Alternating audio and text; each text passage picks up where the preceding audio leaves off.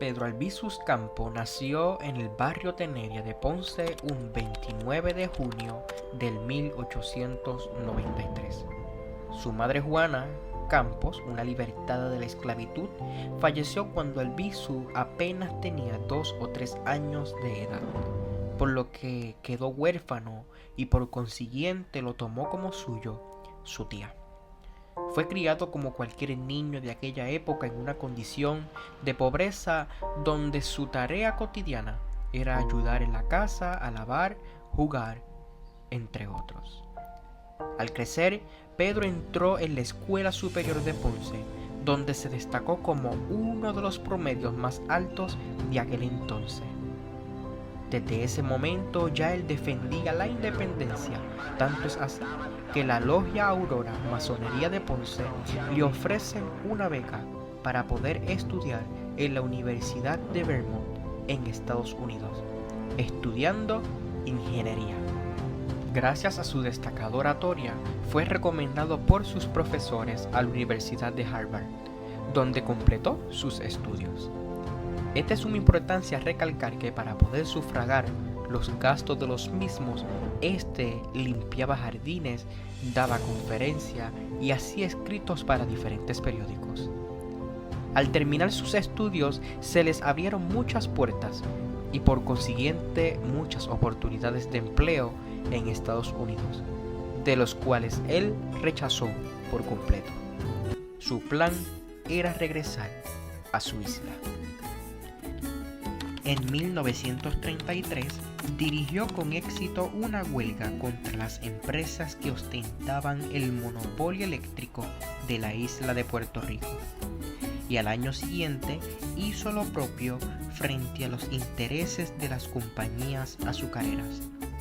El Partido Nacionalista ya había sido fundado en el 1922.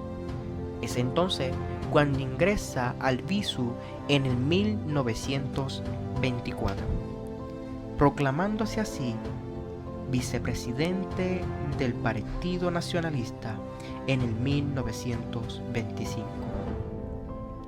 Bajo su influencia, dicho partido abogó por una lucha activa en favor de la independencia de Puerto Rico.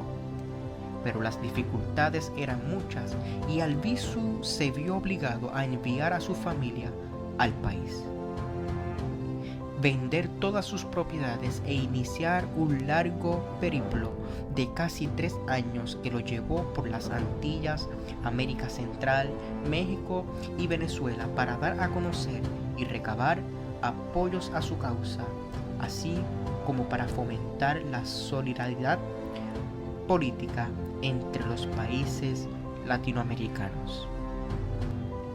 En octubre de 1935, con el asesinato de Irán Rosado y finalmente la desarticulación total del movimiento con el encarcelamiento del mismo Albizu, junto al de los principales líderes independentistas en la cárcel de la Princesa en 1936.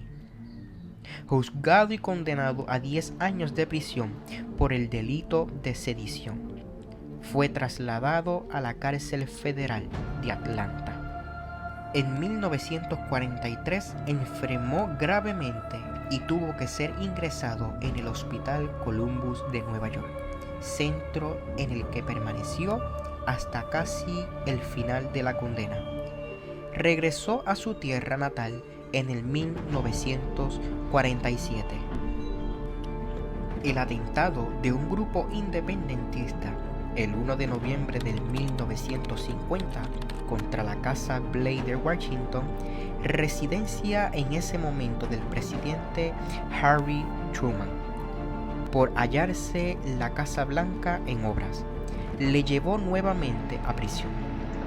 Durante esta segunda condena, como experimento o con el simple propósito de causarle la muerte, fue expuesto a radiaciones radioactivas que mermaron seriamente su salud. El gobernador Luis Muñoz Marín le concedió el indulto en 1953. Albizu lo rechazó y fue expulsado de la cárcel. El indulto le fue revocado tras otro atentado nacionalista en el Congreso estadounidense en marzo del 1954. En marzo del 1956 sufrió un ataque cerebral que lo paralizó el lado derecho y lo dejó sin habla. En 1964, pocos meses después de su muerte, recibió el indulto definitivo. El traslado de su féretro al cementerio de San Juan se convirtió en una ceremonia de homenaje por parte de miles de compatriotas. Admirado por muchos que lo consideran un héroe nacional y denostado por otros debido al empleo de métodos violentos para conseguir sus objetivos. La figura de Albizu Campos es una de las más controvertidas de la historia puertorriqueña. Pedro Albizu Campos fue un hombre de visión que sabía cómo transformar el mundo y convertir sus sueños en realidad. Pedro abogó en contra de la intervención de Estados Unidos en México. Abogó por la educación de la mujer en América Latina. Y abogó también por la situación de Puerto Rico como colonia.